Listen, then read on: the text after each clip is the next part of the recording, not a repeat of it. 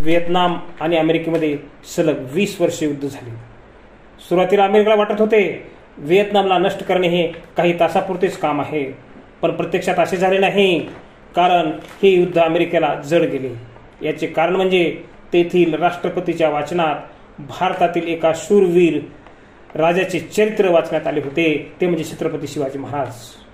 छत्रपती शिवाजी महाराजांच्या विचाराची प्रेरणा घेऊन, त्यांची युद्धनीती आखून, त्यांच्याप्रमाणे गनिमी काव्याचे धोरण आखून, त्याची कसोशीने अंमलबजावणी करून युद्ध सुरू ठेवल्यामुळे व्हिएतनामला त्याचे सुपरिणाम दिसून येऊ लागले. व्हिएतनामसारख्या छोट्याच्या देशाला अमेरिकेला धूळ चारता आली हा चमत्कारच झाला, कारण दक्षिण पूर्व आशियातील एक छोटासा देश आपल्या अस्तित्वासाठी, स्वतंत्र अस्तित्वासाठी वर्षानुवर्षे लढत राहत होता. अमेरिकेने व्हिएतनामी सैनिकांना नेस्तनाबूत करण्यासाठी अत्यंत प्रभावी यंत्रसामग्री आणि अत्यंत संवेदनशील यंत्राचाही वापर केला, पण मुठभर व्हिएतनामी सैनिकांनी अमेरिकेच्या नाकात कसा दम येईल याप्रमाणे आपले युद्ध सुरू ठेवले होते. यावर अनेक पुस्तकातून प्रकाशने झालेली आहेत. ज्याप्रमाणे छत्रपती शिवाजी महाराज मोगलांना जसे गनिमी काव्याने फसवत गेले, तसेच त्याच पद्धतीचे धोरण आखून व्हिएतनामी सैनिक अमेरिकेला फसवत गेले. त्यातील 1-2 उदाहरणं पाहिजे असल्यास, पहिलं उदाहरण आहे, अमेरिकेने व्हिएतनामी सैनिकांना कुठे जंगलात लपून बसलेले आहेत हे शोधून काढण्यासाठी अमेरिकेच्या CIAने आणि त्यांच्या शास्त्रज्ञाने एक यंत्र विकसित केले होते, ते म्हणजे मलमूत्र विसर्जनाची जागा शोधून देणारे सिग्नल यंत्र. आणि त्या यंत्राच्या द्वारे त्या ठिकाणी बॉम्ब हल्ले करण्याची योजना अमेरिकेने सुरू केली होती आणि त्याप्रमाणे त्यांनी बॉम्ब हल्ले सुरू केले होते. पण व्हिएतनामी सैनिकांनी यावर सुद्धा उपाय शोधून काढला होता, कारण मलमूत्र करण्यासाठी त्यांनी मातीच्या भांड्याचा वापर करण्यास सुरुवात केली होती.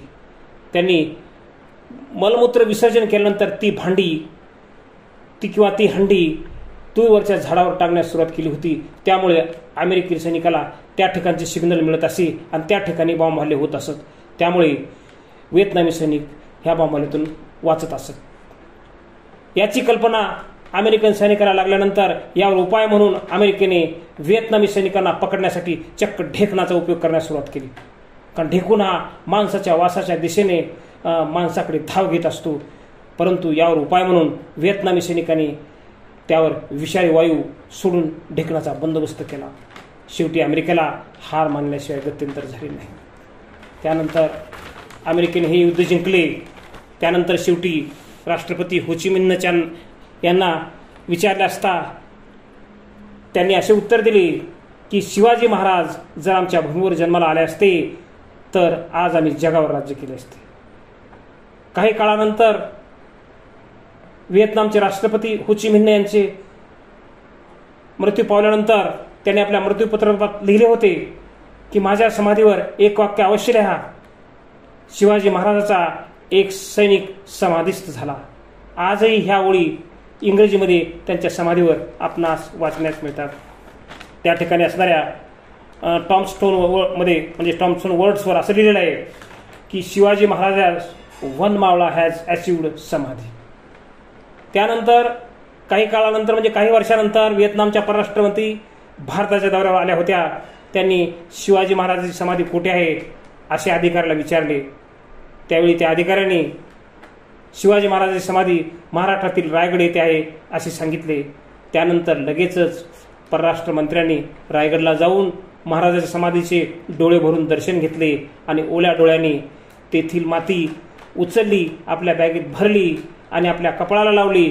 याबाबत पत्रकारांनी विचारले असता मंत्री मोदया म्हणाल्या, ही माती माझ्या देशात घेऊन जाईल, त्या मातीत मिसळेल, म्हणजे व्हिएतनामच्या भूमीवरही छत्रपतीसारखा राजा जन्माला येईल.